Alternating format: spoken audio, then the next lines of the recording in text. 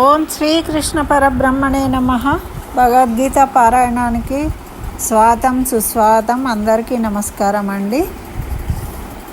మనము భగవద్గీతలో 2వ అధ్యాయం సాంఖ్యయోగంలో 57వ శ్లోకానికి నిన్నటి రోజు అర్ధసహితంగా తెలుసుకున్నామండి. పారాయణం చేసుకోవడం జరిగింది. దీంట్లో మనకి భగవానుడు ఏం చెప్పాడు అంటే, మనకు శుభాలు సుఖ సంతోషాలు, శుభము అశుభము అనేది తేడా లేకుండా ఉండడమే జ్ఞానము. అటువంటి జ్ఞానమే స్థిరమైనది. అంటే దేనితోనూ అనుబంధాన్ని ఎక్కువగా పెంచుకోకూడదు. మిత్రులు కానీ శత్రువులు కానీ సుఖాలతోని కానీ దుఃఖాలతో కానీ, అంటే దేనికి కూడా మనము కట్టుబడి ఉండకుండా ఉండడమే మనకు జ్ఞానము కలిగిన వాళ్ళు స్థితప్రజ్ఞుడు అవుతాడు అని తెలియజేసిందనమాట. అంటే శుభాశుభాలు కలిగినప్పుడు స్థితప్రజ్ఞుడు అనేవాడు సమబుద్ధితో చూస్తాడు. శుభం కలిగినా అశుభం కలిగినా కూడా, సుఖము పడ్డప్పుడు దుఃఖం కలిగినప్పుడు కూడా అదేవిధంగా మరి మిత్రువుల పట్ల శత్రువుల పట్ల కూడా అదేవిధంగా సమభావాన్ని కలిగి ఉండడము అనేది ఎవరి పట్ల అయినా కూడా, అంటే బాహ్య ప్రపంచం నుండే మనకు అన్ని రకాలుగా సుఖ దుఃఖాలు కలుగుతూ ఉంటాయి. అట్లా వాటి యందు మనం సమదృష్టిని కలిగి ఉండడమే మన జ్ఞానాన్ని కలిగి ఉండడము, జ్ఞానం పొందడము. అయితే అది మనం సాధన ద్వారానే మనం తెలుసుకోగలుగుతాము, ఆ స్థాయికి చేరుకోగలుగుతాము అని తెలియజేసిండు అన్నమాట. అయితే అర్జునుడు ఇంకా ఏమడిగిండు, ఎలా కూర్చుంటాడు, ఎలా సంభాషిస్తాడు, ఎలా నియమిస్తాడు అంటే అన్నీ. మరి ఇప్పుడు మనకు జ్ఞానం కలగాలి అంటే జ్ఞానేంద్రియాలు ఉంటాయి కదా అండి. జ్ఞానేంద్రియాలతోనే కదా మనము చూస్తాము, చూసి నచ్చుతుంది, నచ్చిన దాన్ని ఇష్టాలు అనేవి ఏర్పడతాయి. వాటి కోసం కోరికలకు నెరవేర్చుకోవడానికి కర్మలు ఇవన్నీ జరుగుతుంటాయి. అయితే నువ్వు కర్మలు చేయి కానీ కోరికలు కోరుకోకు. ఒకవేళ కర్మ చేస్తే నువ్వు ఫలితాన్ని ఆశించకు. ఫలితము నాదే, నేను చేయడం వల్ల వచ్చింది అని నువ్వు ఆపాదించుకోకు. నువ్వు కర్మ చెయ్యి కానీ ఫలితం నాకు వదిలేయి. మరి నువ్వు చేసిన కర్మకు మంచి ఫలితం రావచ్చు, చెడు ఫలితం రావచ్చు. రెండిటిని సమానంగా తీసుకో. ఇవన్నీ ఏంటి? స్థితప్రజ్ఞుడి యొక్క లక్షణాలు. ఆత్మ జ్ఞానం కలిగిన వాడు సమబుద్ధి కలిగి ఉంటాడు. నువ్వు సమబుద్ధి కలిగి ఉండడము అంటే నువ్వు అసలు దాని గురించే ఆలోచించకు. మొత్తం భారం నా మీద వేసేయి, దైవ కార్యంగా నువ్వు నిర్వర్తించు. ఆ భారం నా మీద వేసేయి, అప్పుడు నేనే చూసుకుంటా, నీకు తగిన ఫలితాన్ని ఇస్తాను. నువ్వు దేనికి కూడా కారణభూతుడివి అని అనుకోకు. నేను చేయడం వల్ల ఇది జరిగింది అంటే నీకు దుఃఖం కలుగుతుంది అని ఇట్లా చెప్పుకొస్తూ ఉన్నాడు కదా. దాంట్లో ఇంకా ఈ స్థితప్రజ్ఞుడి యొక్క లక్షణాలు అడిగిండు అర్జునుడు. కాబట్టి ఆ స్థితప్రజ్ఞుడి యొక్క లక్షణాలను తెలియజేస్తూ ఉన్నాడు ఈ 2 శ్లోకాలలో. మనకి 56, 57, ఇప్పుడు 58లో కూడా దాని సంబంధించిందే ఇంకా కొంచెం విశేషంగా చెప్తూ ఉన్నాడు. మనము స్థితప్రజ్ఞుడు అంటే ఇంద్రియాలని కంట్రోల్ ఉంచుకోవాలి. ఇప్పుడు కళ్ళతోనే చూస్తావు, చూసి దానికోసం కోరిక కలుగుతుంది, దానికోసం మనసు ప్లాన్ వేస్తుంది ఎట్లా కోరిక తీర్చుకోవాలి అని. ఇంత చేస్తే అది సక్సెస్ అవుతుంది కాదు, కాకుంటే నీకు కోరికలు తీరలేదు అని దుఃఖము, మరి కోపము ఇవన్నీ కలుగుతూ ఉంటాయి. కానీ నీకు అది అవసరమా అనవసరమా అనే వివేకం ఉన్నప్పుడు నువ్వు అక్కడనే జార విడుచుకుంటావు. ఓహో ఇది మనకు తగింది కాదు కాబట్టి ఇది చూసిన, అంటే కళ్ళు చూసిన ప్రతిదాన్ని మనసు కోరుకోవద్దు, మనసు కోరుకున్న ప్రతిదాన్ని కావాలి అని దానికోసం ప్రయత్నం చేయవద్దు.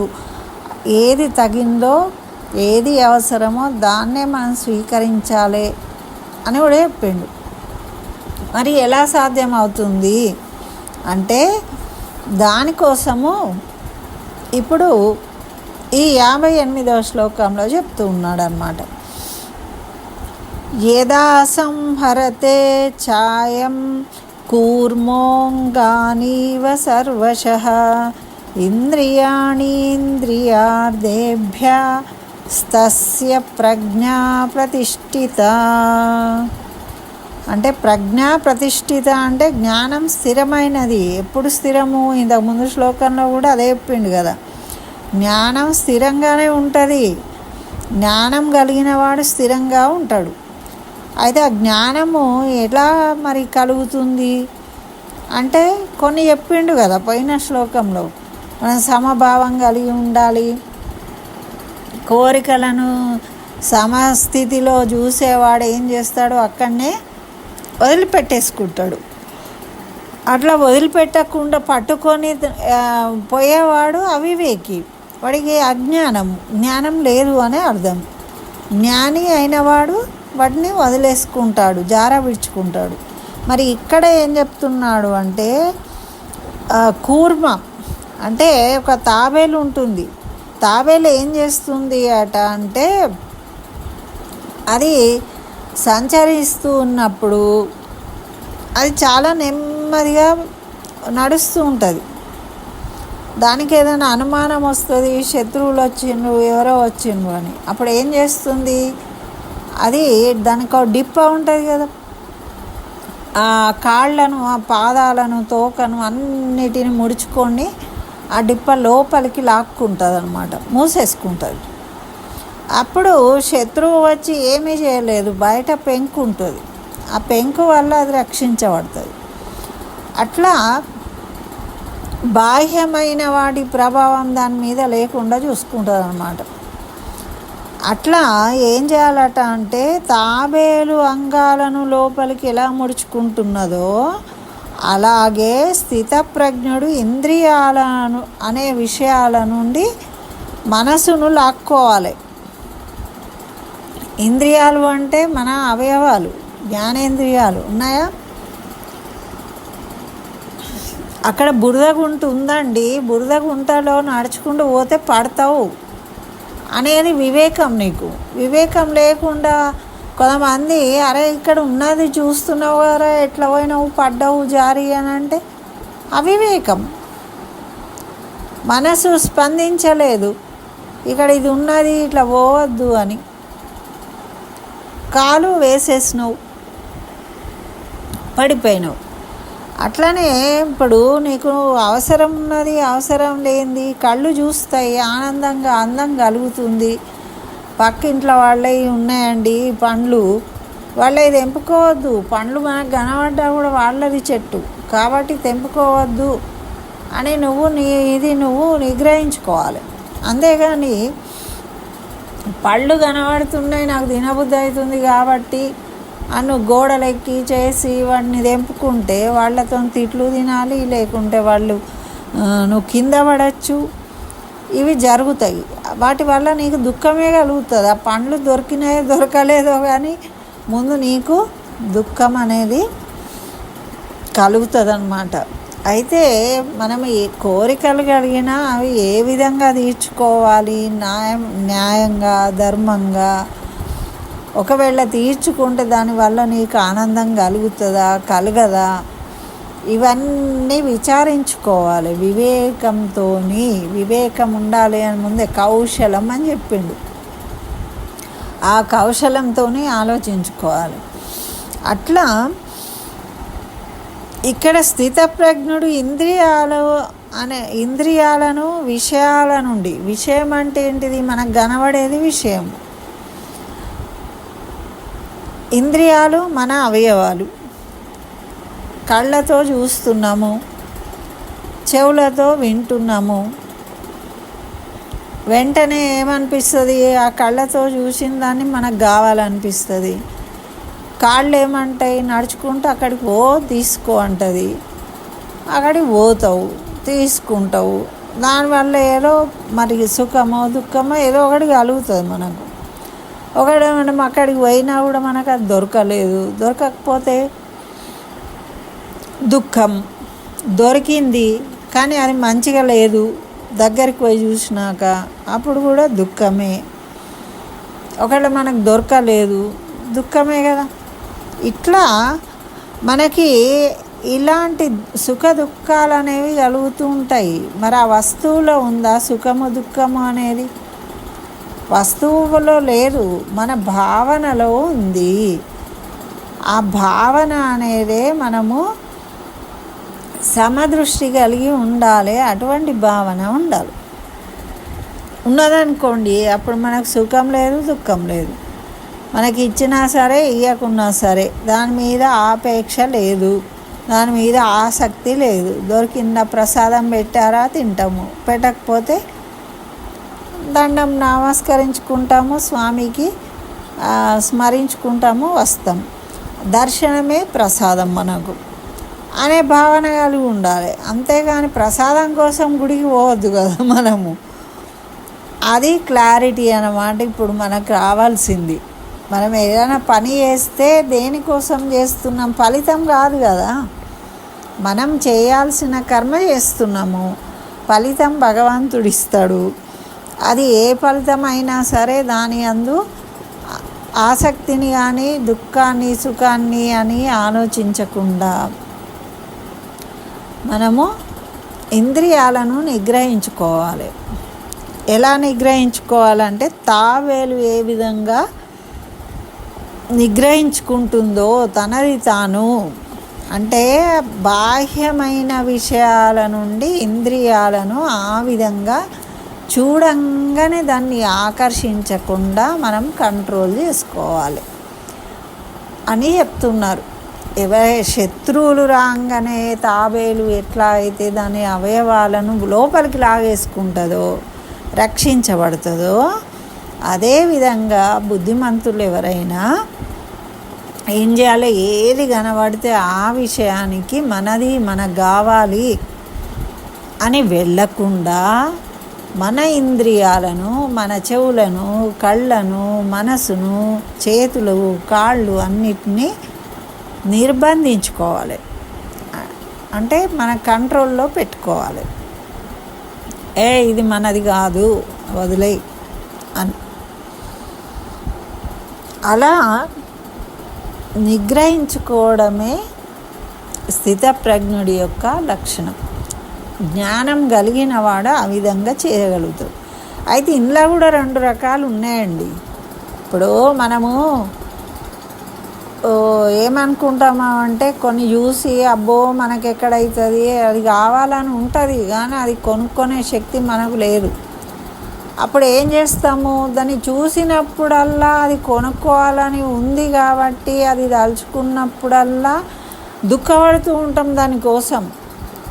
అది కొనాలి అని ప్రయత్నించట్లేదు కానీ దాన్ని గురించి ఆలోచించి దుఃఖపడుతున్నాం, మనం కొనుక్కోలేకపోతున్నాము అని. అది కూడా ఉండకూడదు.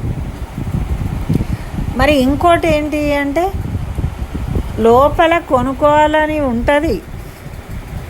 కొంతమంది చూడంగానే అబ్బాయి డ్రెస్ ఎంత బాగుంది, నేను కొనుక్కుంటా, నాకు బాగా నచ్చింది, అది ఇది అంటారు. కొంతమంది ఏమంటారు, అందుకే అవసరం లేదు, ఉన్నాయి కదా మస్తు ఉన్నాయి నా దగ్గర డ్రెస్సులు, అవసరం లేదు అంటారు. అంటే పైకి మాత్రం మాకు అవసరం లేదు అంటుంటారు కానీ లోపల మాత్రం అది కావాలని కోరుకుంటూ ఉంటారు. అంటే పైకి మాత్రమే దాన్ని ఒత్తి పెడతారనమాట ఇంద్రియాలను. ఎప్పుడైనా ఒక స్ప్రింగ్ను మనము బలవంతంగా నొక్కిపెట్టినాం అనుకోండి, ఎప్పుడు కొంచెం కదిలినా అది ఉబికి బయటకి రావడానికి ప్రయత్నం చేస్తుంది. అంటే మన కోరికలను అణిచివేయకూడదు. కోరికలను అవసరం ఉన్నదా లేదా ఆలోచించి వాటిని తొలగించుకోవాలి. ఉన్న కోరికలను మనం దాచిపెట్టవద్దు. అది కూడా చెప్తూ ఉన్నాడు. మనం అట్లా చేసినా కూడా మనము తెలివైన వాళ్ళం, జ్ఞానవంతులం అనిపించుకోం. ఎందుకు? ఇప్పుడు నీకు ఇక్కడ నేను తిననండి ఇలాంటివి అని చెప్తాం, కానీ నీకు తినాలని ఉంది కోరిక. అప్పుడు ఏం చేస్తావు నువ్వు? వీళ్ళెవరి ముందో నేను తినా అని చెప్పినా కాబట్టి వీళ్ళెవరో లేనప్పుడు ఎక్కడనో పోయి తినడానికి ప్రయత్నం చేస్తావు ఆ కోరికను తీర్చుకోవడానికి. మరి అదేం కరెక్ట్? అది అంటే నీ కోరికలు లేవనా? ఇప్పుడు నీ ఇంద్రియాలను నిగ్రహించుకున్నట్ట నువ్వు కాదు కదా. దాన్ని తాత్కాలికంగా నొక్కి పెట్టేసినావు అక్కడ మాత్రమే. తర్వాత మళ్ళీ అది విజృంభించింది, దానికి లొంగిపోయినావు నువ్వు, అది తినేసినావు. అంటే ఇట్లాంటివి కూడా జ్ఞానవంతులు చేయరు ఇట్లాంటి పనులు. వాళ్ళు ఏం చేస్తారు జ్ఞానవంతులు అంటే అటువంటి వాటిని వెంటనే తొలగించుకుంటారు, దూరం చేసేస్తారు అన్నమాట. అంటే అటువంటి విషయాల జోలికే వెళ్ళారు వాళ్ళు ముందు. ఇంకా వాళ్ళు సాధన చేసేవాళ్ళు అయితే ముముక్షువులు ఏం చేయాలి? ముందు విషయాల నుండి దూరంగా వెళ్ళిపోవాలి. వాళ్ళు బంగారం గురించి మాట్లాడుతున్నారు, అది మనకు అవసరం లేదు, ఆ ముచ్చట విననే కూడదు. అంటే విషయాన్నే దూరంగా ఉంచాలి.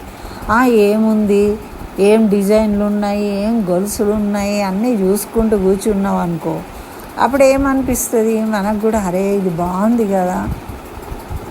అంటే ఆ విషయాన్నే మనము దూరంగా పెట్టేసినాం అనుకోండి, అప్పుడు మనము దాని నుండి తప్పించుకునే అవకాశం ఉంటుంది. అది సాధన చేయాలి. ముముక్షులైన వాళ్ళు ఈ విధంగా సాధన చేయాలి. అంతేగాని వాటిని అణిచివేయడం కానీ, లేకుంటే వాటి కోసం ప్రయత్నం చేయడము, దుఃఖించడము, ఇవన్నీ చేయడము జ్ఞానులు చేసే పని కాదు. జ్ఞాని ఎప్పుడు ఏం చేస్తాడు? అది మనకు అవసరం లేదు కాబట్టి అని దాన్ని వదిలివేస్తాడు. వదిలివేయడం వేరు, అణిచిపెట్టడం వేరు తాత్కాలికంగా అని మనకు క్లియర్గా ఇక్కడ చెప్తున్నాడు. అట్లా ఇంద్రియాలను బయటకు విడిచిపెట్టడము, మడిచి లోపల పెట్టుకోవడం. అంటే ఇంద్రియాలను మనకు కావాలి అనుకున్నప్పుడు వాటిని ఉపయోగించుకోవాలి. మనకు అవసరం లేని విషయాలు ఉన్నప్పుడు వాటికి దూరంగా లోపలికి ముడుచుకుంటుంది. అంటే దానికి ఆహారం కావాలన్నప్పుడు అది కూర్మం ఏం చేస్తుంది? దాని అవయవాలను ఉపయోగించుకుంటుంది. అదే శత్రువులు వస్తూ ఉన్నారు అన్నప్పుడు వెంటనే అది మూసుకుని రక్షించుకుంటుంది దాన్ని.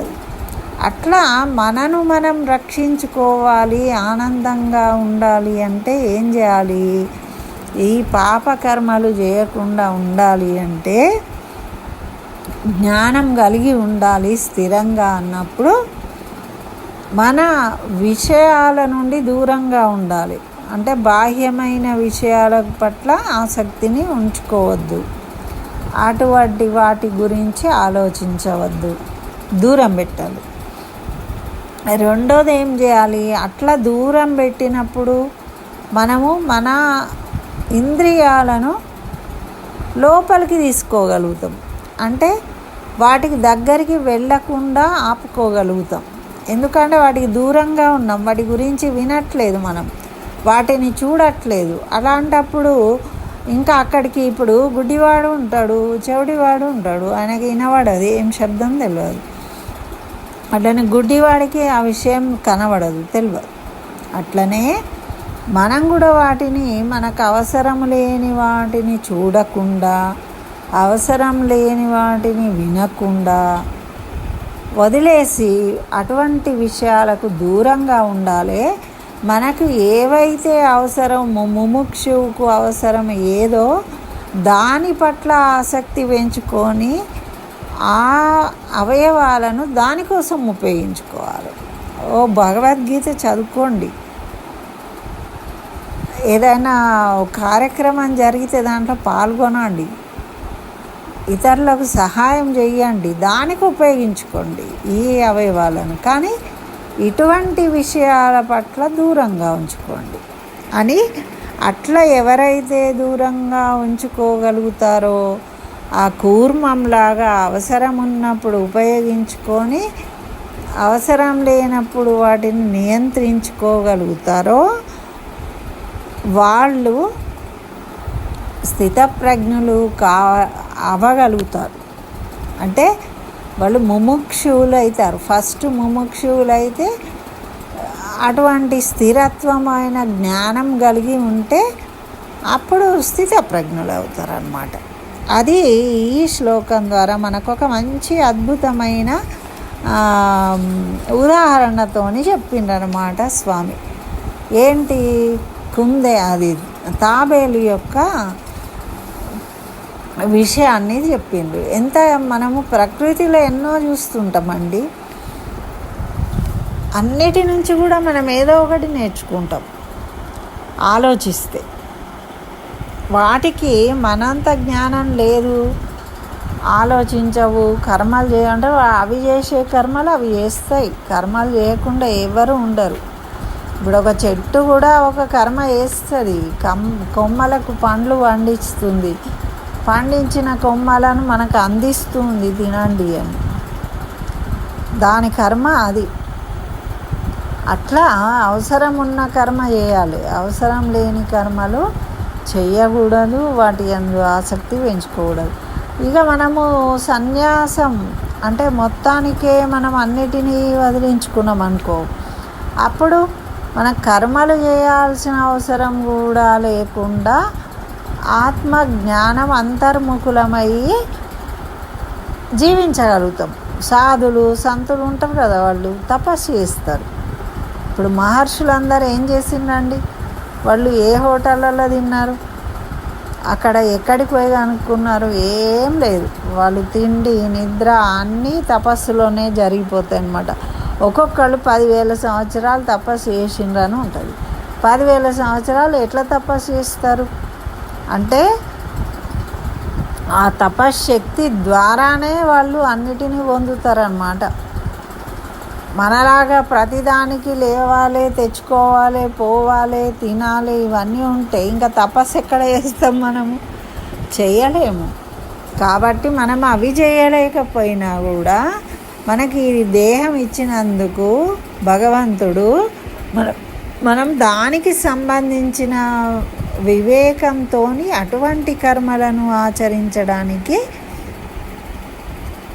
ఉపయోగించుకోవాలన్నమాట.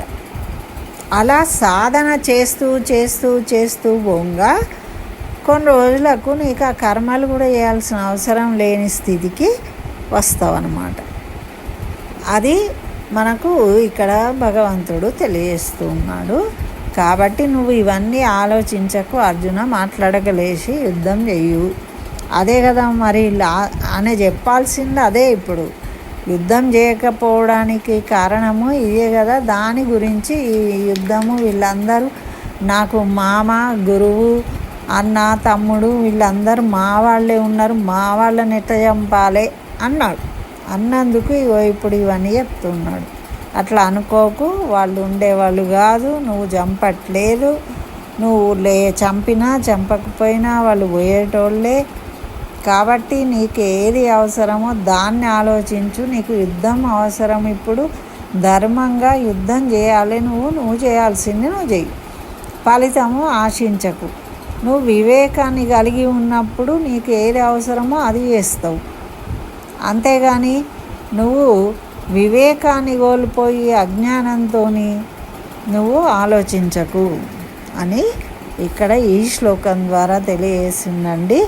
మరి ఇంకో శ్లోకంతో మళ్ళీ రేపు కలుసుకుందాము. 59లో ఏం చెప్పారు. స్వస్తి. సర్వం శ్రీకృష్ణ చరణారవిందార్పణమస్తు.